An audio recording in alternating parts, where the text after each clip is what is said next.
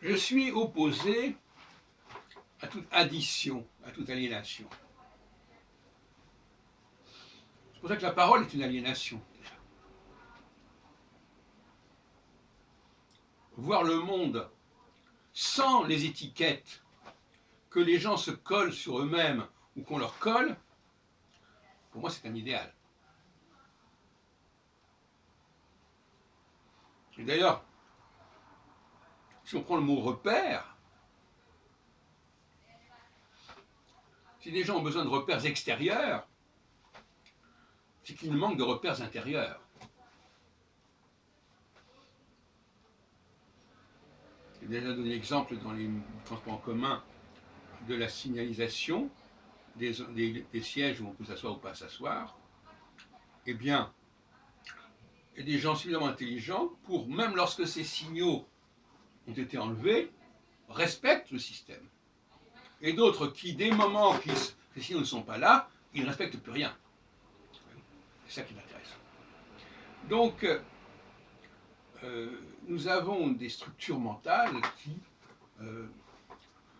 n'ont pas besoin de paroles, n'ont pas besoin d'être aliénées par l'apprentissage d'une certaine langue, qui d'ailleurs nous empêche de comprendre d'autres langues.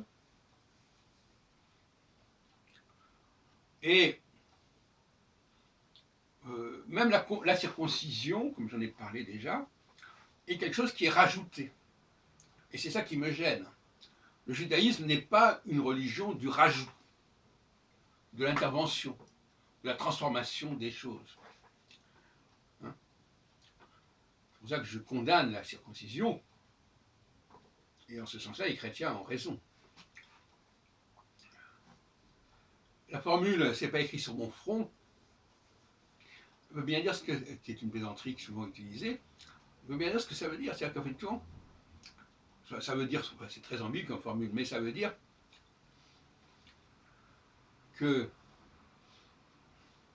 soit ça veut dire qu'il faut tenir compte de ce qui est écrit sur le front, soit ça veut dire que finalement, si ce n'est pas écrit sur mon front dès le départ, dès ma naissance, eh bien ça n'a pas une grande valeur. Bon.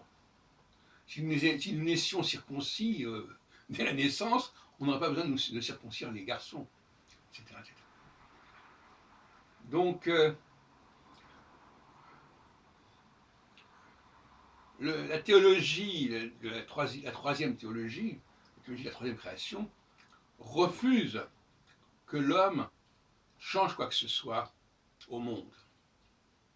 Et en ce sens-là, elle s'oppose à la deuxième création, qui au contraire est une création de la technique, de l'objet, une création féminine. Les femmes aiment bien acquérir des objets. Et ces objets se substituent à la personne. Par exemple, un vêtement se substitue à la personne.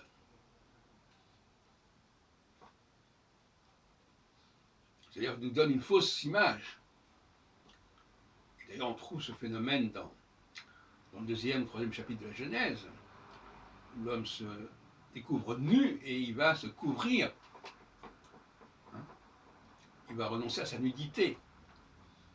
Et renoncer à sa nudité, c'est une forme d'aliénation.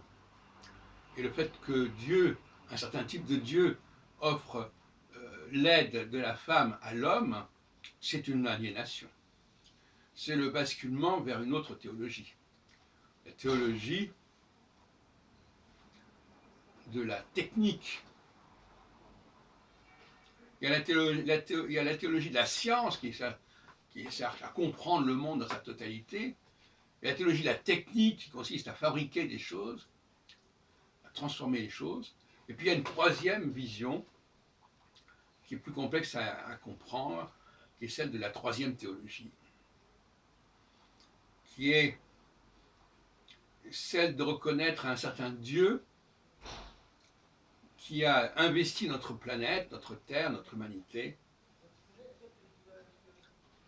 et qui n'est ni, et que nous devons respecter en tant que tel, et que nous devons confondre ni avec l'homme-dieu, ni avec un Dieu originel. un premier moteur,